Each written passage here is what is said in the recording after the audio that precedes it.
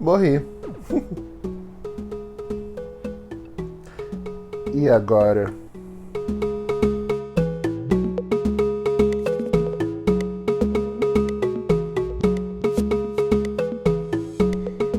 Islamismo.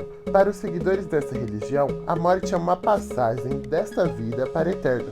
A alma é o mais importante, significa que a morte aqui nesse mundo é a separação do corpo e da alma. Judaísmo. Para os judeus, o final da vida não é a morte.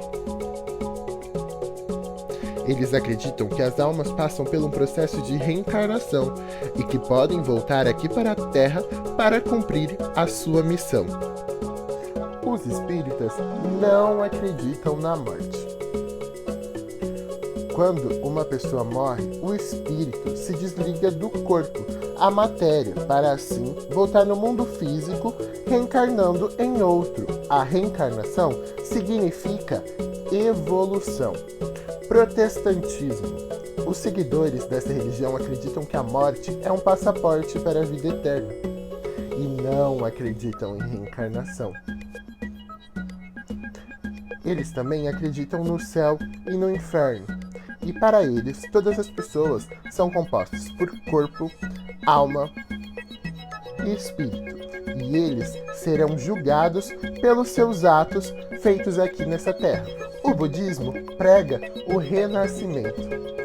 Após a morte, o espírito pode voltar para a terra em outros corpos, como o de animais. Isso tudo acontece para que o fiel complete e se liberte do seu karma, a fim de uma transformação. Candomblé. Após a morte, os fiéis acreditam que serão levados aos seus seres ancestrais e serão designados para um dos 9 céus. Os seguidores acreditam no destino e que vêm para a Terra para cumpri-lo. Eles não acreditam na dicotomia que há entre céu e inferno, mas sim o cumprimento do destino pelas almas aqui na Terra. Seja o que for, budista, espírita, evangélico, judeu, ateu e muitas outras denominações. O fim, ou não, cabe àquilo que você crê. Morri. E agora?